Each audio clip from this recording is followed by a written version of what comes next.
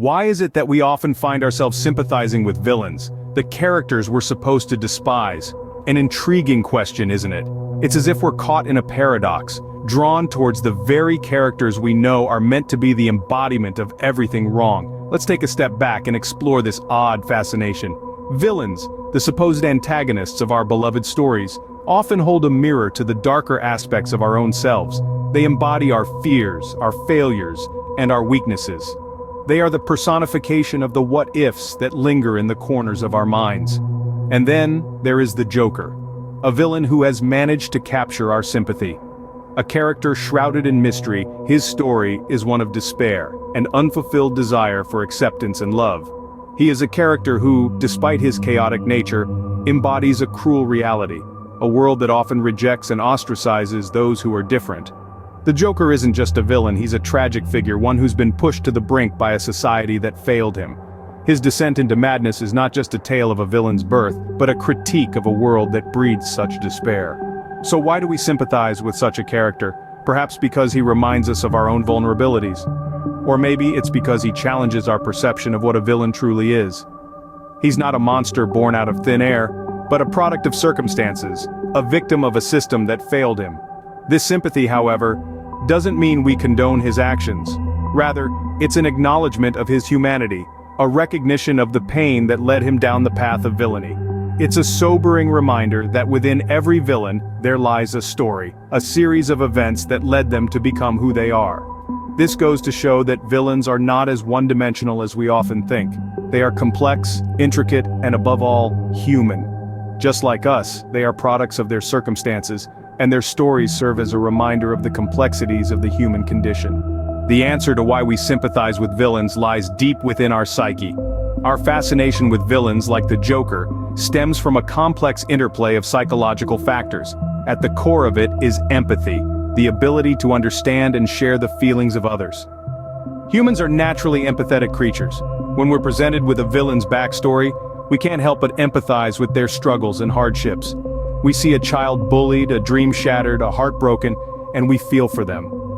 This empathy doesn't condone their actions, but it does make us see them beyond their villainous facade. Moreover, villains are often a reflection of our own darker sides, the parts of ourselves we suppress or deny. They act out what we sometimes wish we could, throwing caution to the wind, defying societal norms, and taking what they want. This thrill of rebellion, of unbridled freedom, attracts us to them. It's a vicarious experience of our own suppressed desires. Then there's their humanity. Despite their cruel actions, villains are not devoid of human traits. They love, they hurt, they fear, they hope.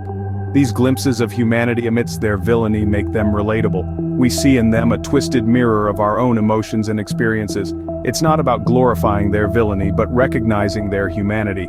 Finally, there's the intrigue of the unknown. Villains often operate outside the boundaries of our understanding.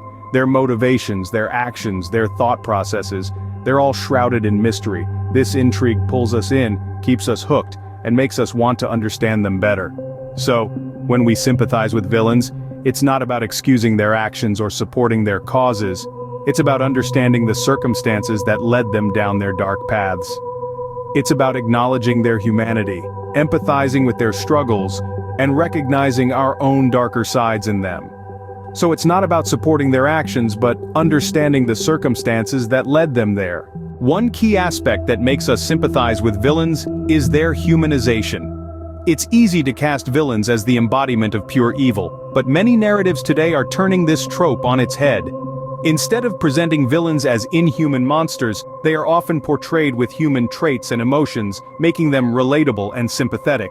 This humanization of villains is a powerful storytelling tool that serves to blur the lines between good and evil, hero and villain, right and wrong. Consider the Joker, for instance. He's not just a maniacal clown with a taste for chaos. He's a broken individual, shaped by a society that rejected and abused him. He's a character brimming with depth, complexity, and emotion.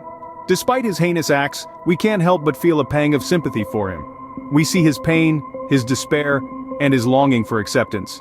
These are very human emotions that resonate with us. The same can be said for other villains in popular culture. Severus Snape from the Harry Potter series was initially portrayed as a cold, spiteful character.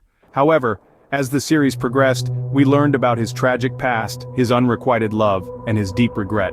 These revelations humanized Snape, transforming him from a simple antagonist into a tragic figure we could empathize with. Or take Darth Vader from Star Wars. Beneath the imposing black mask and the menacing voice, there's a man who was manipulated and twisted by the dark side. He's not just a symbol of evil, he's a fallen hero, a father, and a man full of regret. These characters remind us that villains are not born, but made. They are products of their circumstances, just like us. They have dreams, fears, and desires. They love, they hate, they grieve, and they regret. They are, in essence, human. In the end, we see that villains are not so different from us. They are reflections of our own darkness, mirrors of our own humanity. And perhaps that is why we sympathize with them. Storytelling also plays a crucial role in our sympathy for villains. It's the magic of narrative that breathes life into characters, villains included, painting vivid portraits that stir our emotions and tug at our sympathies. Consider for a moment a villain introduced with no backstory, no motive, just pure, unexplained evil. How much would we really care about this character? Not much, right? Now contrast this with a villain whose story we've been intricately woven into. We've seen their struggles, their failures, their triumphs. We've been given reasons for their malevolent actions, reasons that might even mirror our own life experiences. Suddenly, this villain is not just a faceless antagonist, but a complex, relatable character. This is the power of storytelling. It humanizes villains, allowing us to see beyond their wicked deeds and into their hearts and minds. We're drawn into their world, experiencing their pain, their joy, their fear. We see the world through their eyes, and in doing so, we come to understand them. Narrative plays a major role in shaping our emotions. It's not just about the events that unfold, but how they unfold and who they unfold around. A villain's story can be a roller coaster ride of emotions, and as we are strapped in, we inevitably feel what they feel. Their sorrow becomes our sorrow, their anger our anger, their joy our joy, and in this shared emotional journey, sympathy is born. This is not to say that we condone the actions of villains, rather we understand them. We see the reasons behind their actions, and in some cases we might even find ourselves thinking, under the same circumstances, would I have acted any differently? In the end, it's the narrative that transforms a villain from a simple antagonist to a complex character. It's the story that makes us care, that makes us sympathize. It's the power of storytelling that can turn a villain into a character we sympathize with. So why do we sympathize with villains? It's a complex question, isn't it? Throughout this discussion, we've dipped our toes into the depths of human psychology, the process of humanizing villains, and the significant role of storytelling. We started by exploring the psychological reasons. We learned that our fascination with villains stems from our inherent curiosity about the darker aspects of human nature. We are drawn to villains because they embody the very traits we suppress. They reflect our hidden desires, fears, and insecurities, the parts of ourselves we are often reluctant to acknowledge.